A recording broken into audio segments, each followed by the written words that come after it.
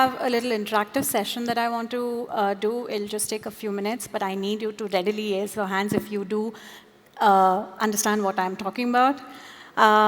Let's get started. How many of you, while traveling, have encountered well-maintained squares in cities, well-designed roundabouts, thought-provoking, beautiful art in spaces, or well-designed walking paths and more such spaces? Who has encountered those? Great. How many of you have wondered, why don't we see those as much in India? Fantastic. If you have had this thought, then this discussion is for you. And if you haven't had this thought, then this discussion is to make you think about it. Now, I know lunch is on everyone's mind, but we need you to hold on to your seats because we have some exciting panelists over here. Many of you have seen the new Bangalore International Airport, right? Yeah? And some of you would have come across a black cloud installation hanging on the above your heads at the airport. Yeah? Fantastic. So, because Yamini here has played a crucial role in curating and weaving the fabulous artworks into the Bangalore International Airport space. Yeah. You run into these without realizing. She is a specialist in modern and contemporary art and folk art practice in India. She is an art historian, has a strong understanding of collection management, and advises on building collections. She is also the co-founder of ArtCake. Shanthamani here is a dynamic sculptor artist whose massive cloud installation made of charcoal is seen in one of the departure gates, that one. She, along with a team of artists, is the creator of the art installation you see outside in the break area. Some of you might have seen it already. If you haven't, please go have a look. Shanti has been practicing visual art since 1995, has held solo exhibitions and numerous group exhibitions. Besides her role as a art teacher, she is a trainee wall conservationist. She has engaged in various workshops, residencies, and received several awards and scholarships. Her works are in prestigious collections in India and abroad. As for the many science enthusiasts, I'm sure many of you have heard of the Science Gallery, which is opened recently in Bangalore. Jahnavi is a founder-director of this important addition into our landscape. Jahnavi is a historian of science and technology, an author, a director, and the winner of the Infosys Prize in Humanities last year. Unfortunately, she got held up today and was not able to make it. So we have Pari Natarajan, CEO of Zinnov, to talk about the corporate perspective and tell us his views on public spaces. A very warm welcome, Shanthamani Muddaiah and Yamini Telkar, to Zinnov 2024, Zinnov Confluence 2024. Now, to set the context, which they already spoke about, public spaces are the lifeblood of a community. Great public spaces bring community together, inspire individuals, and act as oases in busy neighborhoods, urban neighborhoods. They affect our physical, psychological, and emotional well-being. However, there has been minimal effort to organize the knowledge around public spaces and define the principles for creating such spaces. We at Zinnov are committing our next decade of CSR initiative to be focused on public space creation. This group sitting here are experts and are extremely passionate about the creation of the public spaces, of creation of thriving public spaces, and we are going to answer some questions. Can we start with why do we need public spaces and what are their benefits? First of all, thank you for this opportunity to be able to speak to such a diverse group of people. Because one of the important things or the challenges of art, especially in public spaces, is that it's not the kind of people who actually are intentional in looking at art or engaging in it. So it's the best audience because you catch them unawares and you have an opportunity to kind of bring in something new. For instance, a terminal is a purely, an airport is a purely functional space. You know, it has many restrictions when it's being planned and at the end use also. But yet, you know, when you bring in art within that environment, it changes the entire mood, and it has the possibility to, you know, calm the person who's kind of traversing to that space. At least that's, you know, my experience, and that's what I believe. And that's one of the things why you need to have, you know, I wouldn't only restrict it to art, but to well-designed spaces. And like everybody raised their hand saying that you're familiar with Bangalore's new Terminal T2, I think that's a beautiful example because the space overall is thought through. You know, it has got very clear directives saying that, you know, it is based on sustainability, you know, making it more user-friendly. And it has art as an important pillar. I think that's where it makes a difference that it is thought through from the beginning. Coming back to your question saying that why do you need art in a public space? I think we've touched upon it in the introduction and even in what you say. The way I look at it is, you know, recently we talked about power naps, saying that how it is important because it rejuvenates, it, you know, makes you calmer, it helps you focus better. That's what a well-designed public space does to you as a person, you know, when you kind of engage with it.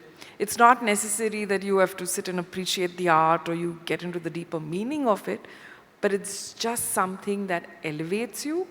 It puts you in a different frame of mind, and all this without kind of imposing or kind of, you know, being a loud message thing. It's something that's very subtle. And I think that's also one of the flip side, that because it's so subtle, it gets missed over, it gets glossed over, and you wonder why do you need it, and that's why the question also comes up. But I think it's something that's very integral with any space, public space especially, because it has the power to impact a larger group of people. Yeah. Shanti, your thoughts? I would like to answer this from a practicing artist perspective. For me, taking my art practice from the gallery into public space means a kind of practicing it democratically. No matter who puts the finance into it, it becomes part of the public engagement. No matter which segment of the society you come from, this sort of sculptures which in public space becomes part of your memory and experience. And that's how we engage with contemporary sensibilities and contemporary aesthetics. The notion of what culture is very important, because culture is something that is very closely tied to our identity. And that's a debate. That's a debate that we are torn at this point of time, who we are and what do we want to believe and what is our identity. This is something that we constantly ask in our life. Creating contemporary practices is something that engages community to look at what is needed today, then associating with something that is past. The minute you associate with past, you talk about preservation of that culture, and that's a stagnant space. So creating engaging culture space creates a dynamic society. Therefore, we need to bring cultural practices into the public spaces which can engage communities. So I have a thought to just follow this. For the people who are wondering, contemporary art, what is coming from the past, it is, what Shanti is talking about is contemporary practice is artists who are living in the now, thinking about the now, and making art from that space. Because when we look at a lot of art, we also tend to look at what has already been done, which does work, and sometimes it might not work. And we need, I mean, right now it's sitting in this scenario where we are talking so much about the future. It is important to give space to contemporary artists to speak up and see more of those voices outside. So public spaces are, I think, a fantastic opportunity for contemporary artists to, engage with. Yeah, my point of view on the question is from a user of public spaces. Yes. Right? And if you listen to Sandeep Kalra yesterday talked about the key for leadership, or today when Shashank spoke about orbit ships, Both was about taking you outside of a comfort zone. And to what Yamini mentioned, the public spaces gives you that calmness. And every decision I personally made, it's just taking me out of a comfort zone, came from while I was in a public space. And that calmness allows you to drive that. Or another way in public spaces work is the interaction is what drives innovation and creativity and new ideas. So every new idea which drove us as a company came from those conversations. I remember like me, Vijay, Vamsi, walking in Central Park, and that's when we talk about one of the product ideas. He came up with the talent neuron. We decided about building that out. That came in the public space. So it's tied to what we have done as a company, and it's impacted our personal life, and that's one of the reasons why we think it has to be more available for people. Yes. I think also, as many of you know, 2 years since we moved to New York City, both Pari and I, and I think when we engage with the public spaces over there, New York is, as you can see it in the stats, it has one of the highest number of public spaces, and when we encountered them so easily and so beautifully, woven into a very dynamic, dense urban structure like New York City, we were amazed. And when we started thinking about why don't we have those kind of spaces, more such spaces back at home, which is here in Bangalore, which is also another home, right? Our original home. So that's where this, that is also why this conversation came up about public spaces. Yamini has been working on, so while we were doing this discussion, we realized that there are challenges with creating thriving public spaces. So what are some of those that you have encountered since you're coming from the space of somebody who has actually done multiple projects, because Yamini has been part of the Delhi and the Bombay and the... Just the Mumbai. Mumbai, yeah. Delhi. Mumbai and, sorry about that, but Mumbai and Bangalore airport completely. And Shanthamani has worked with institutions, so would love to hear your views on what are the key challenges and, going forth from that. I think in the most basic one is, is the corporate or the institution or the organization, first of all, why are they doing this? What is the reason why you want to bring in art within the public space? There are many ways you can do it. You can either do it just as a decorative element, saying that, okay, let's put something there. That's not very exciting. Yes, it's great that at least something is being done. But I think if it is, like what you guys are doing, saying that you've committed 10 years to it, I think that's an ideal situation. And such ideal situations are, very scant or very sparse, especially within our context of the country. So I think that shift has to, be there, saying that you need this. And I think that's why this is a great opportunity, and I'm happy to see so many people here, saying that it is not something that is additional. It is not something that is out of the way, but it is something that can be done quite naturally. Again, some of the challenges that come forward are that, you need great amount of funds to do it, which is not, again, the case. There are multiple ways that you can approach that. Define your funds, say what you want to do with that amount of fund and phase it out, saying that year 1 you'll do this, year 2 you do this. It could be as simple as saying that, no, we don't want to take up a new project, we don't have the skill sets, we don't know what we're getting into. Just identify a space, and look at maintenance or getting in communication about it. But the challenges that you encounter as a curator, what are those challenges? I mean, Convincing. Okay. You need something like this. Okay. That's the first thing. Yeah. The second thing is, how do you go about this? Why do you need this kind of budget? So it's ultimately convincing, saying that you need something. how do you go about doing this? That is another, because there isn't a framework that exists. Yes. Right? And that's what we are working on. Yeah, But yeah. we'll touch upon that, Shanti. I think basically our relationship with public space is a very difficult one in this country. We treat public spaces as transit spaces. There is no, we only relate to our workspace and living spaces. There are so many empty, these public spaces are either transit or a garbage dump at this point of time. The way authority also looks at public space is very different. They don't want people to engage it. Communities also don't believe engagement in public spaces. Our mentality towards these common spaces have to change.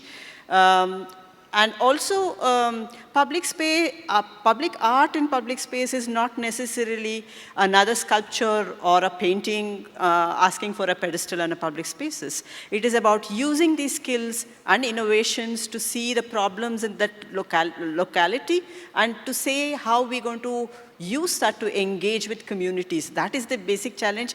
And I'm sure there's enough talent in this country. We don't have to depend on international markets or private sectors to really push the talent, creative talents of India. We can actually create these spaces much more engaging using the skills that these young artists and creative people have. Yeah. So we spoke about creating a guideline, like a guideline for people to start with. Can you talk about the document that you've been working? Yeah, absolutely. Again, I think, like I mentioned, there's a lack of framework. And why do you need a framework? Sometimes people may say, oh, but it's art. You can just get a painting, get a sculpture, get a mural and put it up and you're done with it. I think that's also what Shanti kind of brought up just a minute ago, saying that it's not necessarily, a work of art, which is a grand sculpture. First of all, I think taking a step back, you need to define what do you mean by art.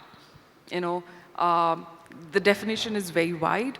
And again, the role of an artist is to bring in a sense of aesthetics or sense of design, a well-organized, defined space, which makes that space more accessible, user-friendly, and serves the purpose. It has to kind of integrate within that space. So I think the document that we're putting together addresses these issues, takes it back to the very basics, saying that let's start at the beginning, saying that what do you mean by art? What do you mean by a public space?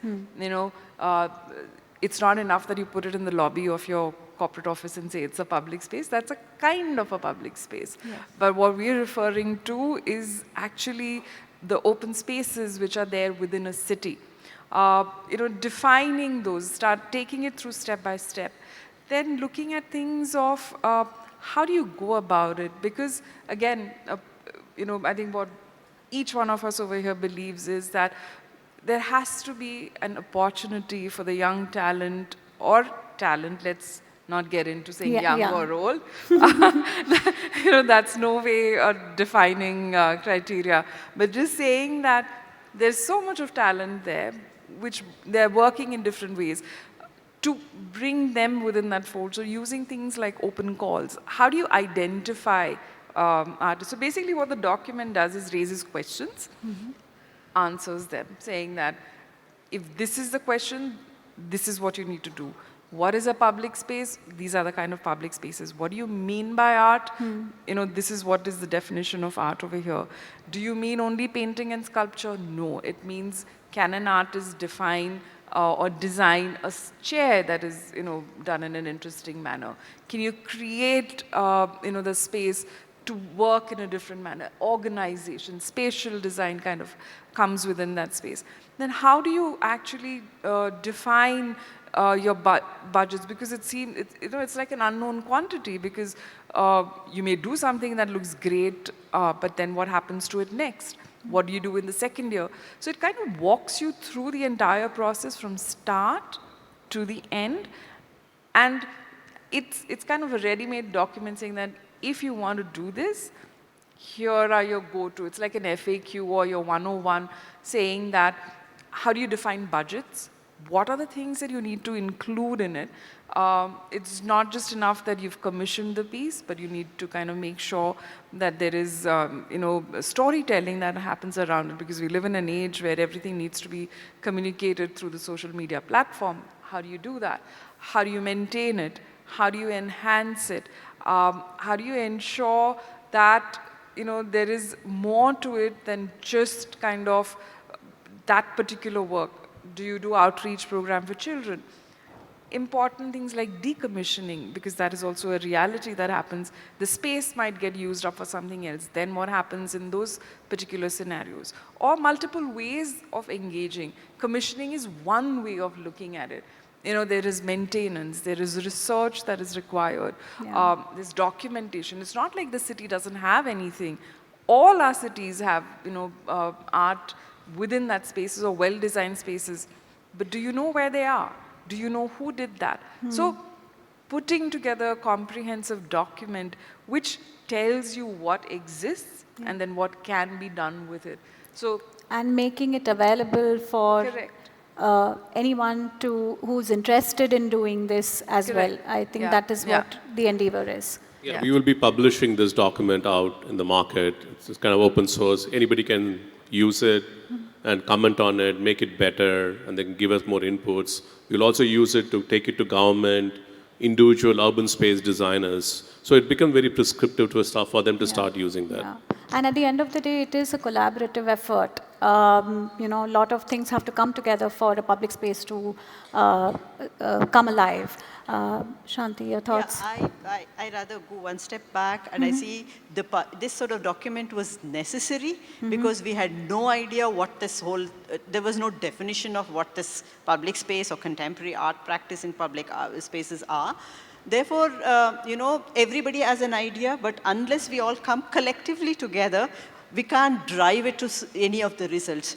Somebody does some kind of tribal art on the wall, and somebody does no. If we collectively agree upon certain notions of what contemporary art practices are, why do we need to change these public spaces? This kind of document can help to really drive that effectively in a short amount of time and with a restricted budget. That's what is very important, I thought. And this document is available, and we're really looking forward to really put that into action. Yeah. Even office spaces, I was talking to somebody from Brookfield, and they own like millions and millions of spaces here. Yeah. And that's where the tech industry works in those spaces. How do you now make those public spaces within those? And there are examples like that, right? Eco space or... Yeah. Things like parking lots. When it's it's a weekend, what happens to the parking lot? How do you utilize that particular space? Can you have performances? Can you have poetry readings? Multiple ideas. So it doesn't always have to be something that's grand and looks at, a huge budget, but it is something that can be achievable, doable, within that small thing. And everything has an impact and has a ripple effect, and it kind of builds on, from there. So I think the point of the document is that to make it accessible, to give you multiple points of entry, because I think that's critical. I was extremely lucky because, when the airport project happened, it was already integrated within the design stage. It was from the very word go that art had to be incorporated. And trust me, there are very few projects that ever come across like that, where art becomes an integral part of that document. Having had that opportunity, this is another, way of saying that how do you do it, even retrospectively, saying that how do you build it in. And it's not, you don't have to say, oh, but it's all done. Yeah. There are many... And I think this was the first time that we had an open call for a project of this scale, isn't it? Correct. So an open call is where any like artist could have applied Yeah. to, and you had set certain guidelines and they could follow that and anybody could apply. Correct. So we had 3 open calls throughout the entire project for different spaces, different sculptures. and it worked phenomenally well. We had 300 entries coming in for one open call. There was another one which was on photography, which again had 200 entries coming in. That works. It's a very democratic process. It has to be made in an accessible manner. And what that does is that in the tech world, we call it hackathons. Hackathons, it cuts your costs down, and because you have such a large range of choices and sometimes such innovative and different ideas that you never even imagined that they could exist, and that's what's needed in a public space. Public spaces have to be vibrant. They have to be now, or rather they have to be about the future. And inspire people and make it fun. It doesn't always have to be a political leader or somebody from the past that somebody has imagined, and it's just kind of sitting there. And it was a great start to have that, but how do you revitalize those spaces? Or how do you take it forward to the next level? How do you make it meaningful, and how do you change the next generation's perception of what can be done, with the spaces which are around you? Yeah. So, what are, Pari, what are some of the things that companies can do? You spoke about Brookfield, but what are some of the things that companies can do to, more examples of what companies can do for call to action? Yeah, so we are going to be engaging on this topic quite a bit over the next several years. So companies participating in those conversations, understanding about these spaces, and reading the document, what we have created. I think that's the first place to start. And then look at what is that they can do in CSR. It's not, always there are important things like healthcare and education, which are super critical. But also this is an important part of the fabric of the community. So how do you now look at a CSR budget and allocate some aspects of it? Here, if you're an individual, there are great art shows in Bangalore all the time. Take time and visit over the weekends. There's unbelievable artists here locally.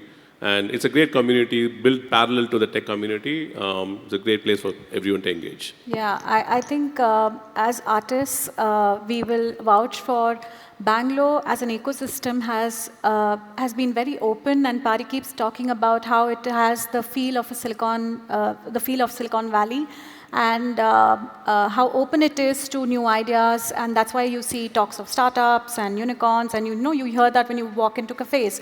We wish to have more such conversations outside, and it's the same for us artists. We feel in Bangalore you have the space to try out ideas, think contemporary thoughts, and work on those, which is not something which is, that ecosystem is not easy to come into within India. I mean, what do you have to, By the way, I want to end this with a nicer note, but looking at Bangalore art practice, it's not that it is an isolated thing. You all have affected us. We have reacted to what the city is doing.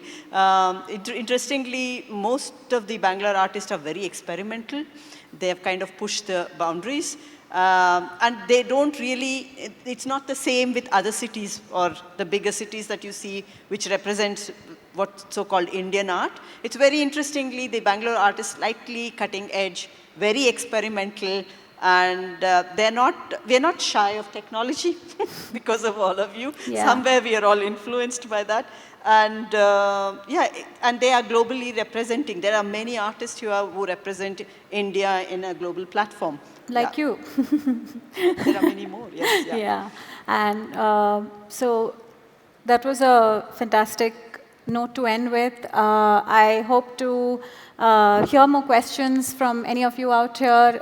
We will be available here outside if any of you have any questions, but our time's up, so we will take a break and head out for lunch. But thank you so much for sitting for this and hearing us out. Thank you, Yamini. Thank you, Shanthamani. Thank you. Yeah. Thank you. Thank you, panelists.